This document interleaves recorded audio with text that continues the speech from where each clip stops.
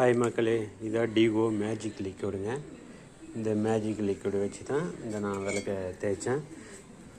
இந்த திரி மட்டும் எடுத்து போட்டால் போதும். எடுத்து வச்சு தேய்ச்சிட்டு இது மாதிரி பளபளன்னு இருக்குங்க.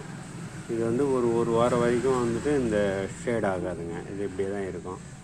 வெறும் 10 ரூபாய்க்கு மட்டும்தாங்க.